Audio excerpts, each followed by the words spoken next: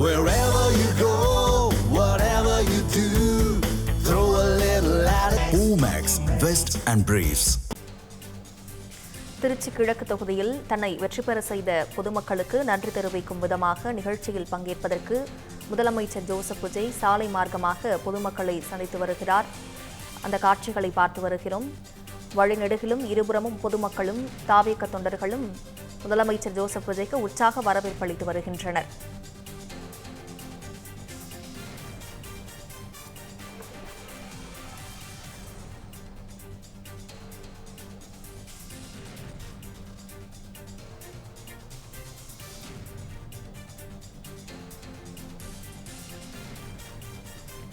Saint Joseph கல்லூரியில் நடைபெறும் நிகழ்ச்சியில் பங்கேற்கும் விதமாக முதலமைச்சர் ஜோசப் விஜய் சாலை மார்க்கமாக வந்து கொண்டிருக்கிறார். இது குறித்த கூடுதல் விவரங்களை செய்தியாளர் தீபன் வழங்க கேட்கலாம். தீபன், இது குறித்த முழு விவரங்களை பதிவு பண்ணுங்க. வணக்கம் பவித்ரா. தமிழ்நாடு முதல்வர் விஜய் அவர்கள் தேர்தலின் போது திருச்சி கிழக்கு தொகுதி மற்றும் சென்னையில் இருக்கக்கூடிய பெரம்பூர் தொகுதி என 2 தொகுதியில் போட்டியிட்டு வெற்றி பெற்றார். அதன் பின்பு முதலமைச்சராக பதவியேற்ற பிறகு தன்னுடைய திருச்சி கிழக்கு தொகுதி பதவியை எம்எல்ஏ பதவியை ராஜினாமா செய்தார். அதைத் தொடர்ந்து தனக்கு வாக்களித்து வெற்றி பெற செய்த திருச்சி கிழக்கு தொகுதி மக்களை சந்தித்து நன்றி தெரிவிப்பதற்காக இன்று திருச்சி வருகை தந்துள்ளார். அதாவது தமிழ்நாடு முதலமைச்சராக பதவியேற்ற பிறகு முதல் முறையாக திருச்சி கிழக்கு தொகுதி மக்களை நேரில் சந்தித்து நன்றி தெரிவிக்கும் நிகழ்ச்சி திருச்சி சத்திரம் பேருந்து நிலையம் அருகே இருக்கக்கூடிய தனியார் கல்லூரி மைதானத்தில் பிரம்மாண்ட மேடைகள் அமைக்கப்பட்டுள்ளது. இங்கு கிட்டத்தட்ட 5000க்கும் மேற்பட்ட தொண்டர்கள் முக்கிய நிர்வாகிகள் என அனைவருமே இந்த மாநாட்டில் பங்கேற்க உள்ளார்கள்.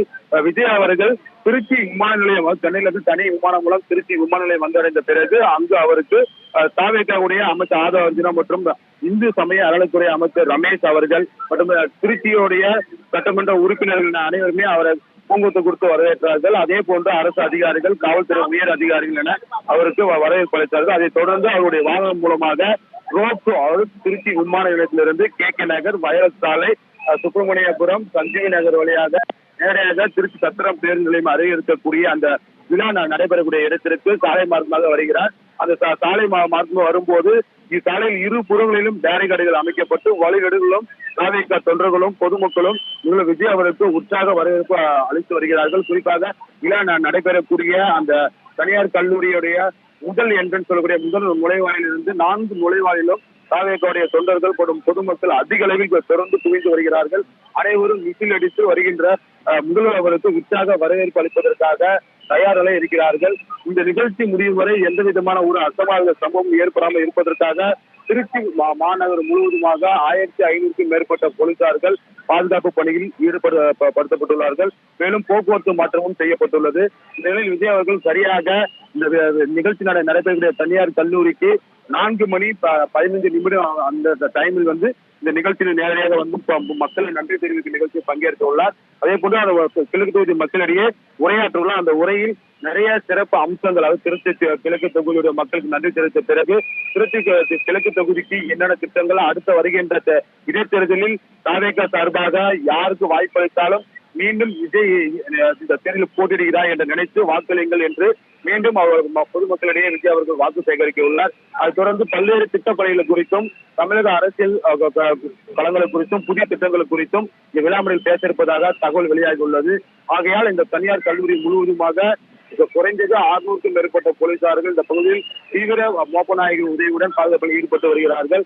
தற்காப்புக்காக இந்த கூட்ட நெரிசலில் யாருக்கு எந்த விதமான ஒரு அசம்பாவித சம்பவம் ஏற்படாமல் இருப்பதற்காக ஆங்காங்கே தற்காலிக மருத்துவ முகாமும் ஆம்புலன்ஸுகளும் TNP வாகனம் தயார் நிலையில் வைக்கப்பட்டுள்ளது. தொடர்ந்து விஜய் அவர்களை விழா மேடைக்கு வருவதற்கு முன்பாகவே தாவேகாவுடைய அமைச்சர் ரமேஷ் மற்றும் துணை சபாநாயகர், சட்டமன்ற உறுப்பினர் தொடர்ந்து இந்த விழா நடைபெற இடத்துக்கு தொடர்ந்து வந்து கொண்டிருக்கிறார்கள். வழிவடையும் போக்குவரத்து மாற்றம் செய்யப்பட்டாலும் பொதுமக்கள் அந்த வெயிலையும் பொருட்படுத்தாமல் முதல் விஜய் அவருக்கு வரவேற்பு தருவதற்காக வழி நெடுங்கிலும் அந்த கிழக்கு தொகுதி பொதுமக்கள் விஜய் உற்சாக வரவேற்பு அளித்து வருகிறார்கள். அதை பற்றி நம்மால் பார்க்க முடியும். இந்த விழா நடைபெற இடத்தில் கூட அனைவரும் விசில் அடித்துக் கொண்டு அவர் உற்சாக வரவேற்பு அளிப்பதற்காக காத்துக் கொண்டிருக்கிறார்கள்.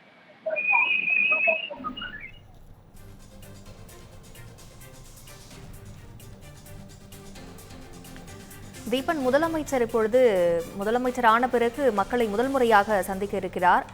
தாவேக ஆட்சி பொறுப்பேற்ற பிறகு ஆட்சியின் மீது பல்வேறு குற்றச்சாட்டுகள் முன்வைக்கப்பட்டு வருகிறது. முதலமைச்சர் செய்தியாளர்களையும் சந்திக்காத நிலையில் இந்த கூட்டத்தில் ஏதேனும் அவர் பேச வாய்ப்பு இருக்கிறதா? எது பற்றி பேச வாய்ப்பு இருக்கிறது? நிச்சயமாக தமிழ்நாடு முதலமைச்சராக பதவியேற்ற பிறகு முதல் முறையாக திருச்சி கிழக்கு தொகுதி மக்களை நேரில் சந்தித்து நன்றி தெரிவிப்பதற்காக தான் இங்க வருகிறார். ஆனால் அவர் ஆட்சி பொறுப்பேற்றிலிருந்து தமிழகத்தில் தாவேக ஆட்சி மீது எதிர்கட்சிகளும் பல்வேறு கட்சி தலைவர்களும் தொடர்ந்து சில குறைபாடுகள் கூறி வருகிறார். குறிப்பாக சட்ட ஒழுங்கு பிரச்சனை இந்த ஆட்சியில் சரியில்லை. விவசாயிகளுக்காக அந்த பயிர்கடன் ஒதுக்கப்பட்டதும் முறையாக ஒதுக்கப்படவில்லை, தள்ளுபடி செய்யப்படவில்லை என விவசாயிகள் தரப்பில் பல்வேறு குற்றச்சாட்டுகள் முன்வைக்கப்பட்டு வருகிறது. அதுவும் எதிர்கட்சியோடைய கூட்டணி இருக்கக்கூடிய அனைத்து அரசியல் கட்சி தலைவர்களுமே தமிழ்நாட்டில் முக்கியமாக சட்ட ஒழுங்கு பிரச்சனை சீர் செய்ய வேண்டும், இந்த அரசு சட்ட ஒழுங்கை காப்பாற்ற தவறிவிட்டது என பல்வேறு குற்றச்சாட்டுகளை முன்வைத்து வருகிறார்கள். இந்த நிலையில் தான் இந்த மக்களை சந்திக்கும் நிகழ்ச்சியில் முதல்வர் விஜய் அவர்கள் அது அனைத்திற்குமே பதில் கூறுவார் என கூறப்படுகிறது.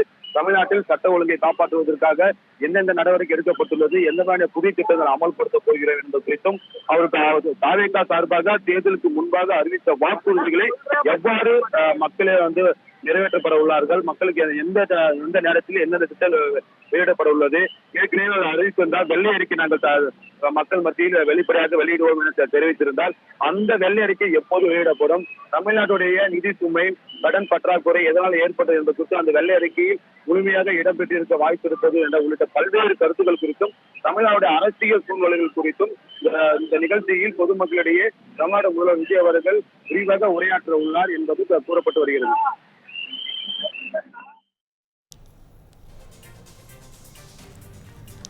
ஓகே தீபன், இப்போ முதலமைச்சர் சாலை மார்க்கமாக சென்று கொண்டிருக்கும் காட்சிகளை நாம் பார்த்து வருகிறோம். இன்னும் எவ்வளவு நேரத்தில் திடலுக்கு சென்று பொதுமக்களிடையே உரையாற்ற இருக்கிறார்? தமிழ்நாடு முதல்வர் விஜய் அவர்கள் சரியாக சென்னையிலிருந்து தனி விமானம் மூலம் புறப்பட்டு திருச்சி விமான நிலையத்திற்கு 2:45 வந்தடைந்தார். அங்கு அவருக்கு உற்சாக வரவேற்பு அளிக்கப்பட்டது. அதைத் தொடர்ந்து அங்கிருந்து சாலை மார்க்கமாக திருச்சி கிழக்கு தொகுதிக்கு உட்பட்ட KK நகர், பயலர் சாலை, சுப்பிரமணியபுரம், சந்திங் நகர், திருச்சி சத்திரம் பேருந்து நிலையம் வழியாக தான் இந்த நிகழ்ச்சி நடைபெறும் இடத்திற்கு வருகை தருகிறார். ஆனால் அவருடைய கொடுத்த அந்த அட்டவணைப்படி இன்னும் அரை மணி நேரத்தில் இந்த நிகழ்ச்சி நடைபெறக்கூடிய இடத்திற்கு தமிழ்நாடு முதலமைச்சர் விஜய் அவர்கள் வருகை தர உள்ளதாகவும் காவல்துறையில் தெரிவிக்கப்பட்டது. ஆகையால் அவர் பொதுமக்களை சந்தித்தாலும் அந்த பகுதியில் எந்த விதமான போக்குவரத்து ஏற்பாடு இருப்பதற்காக காவல்துறையினர் பாதுகாப்பு பணியில் ஈடுபட்டு வருகிறார்கள்.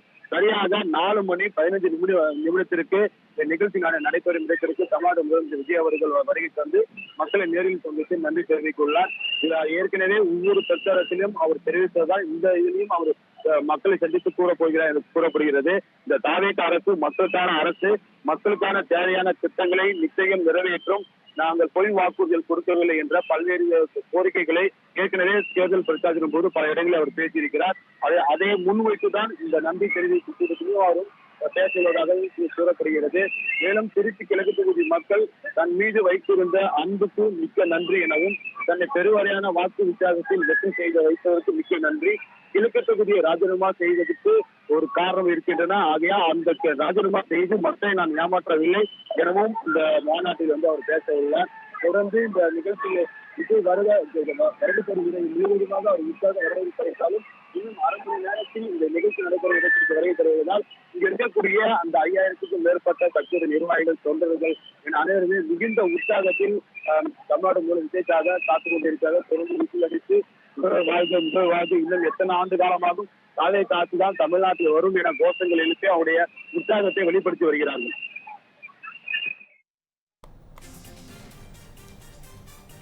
விவரங்களுக்கு நன்றி தீபன்.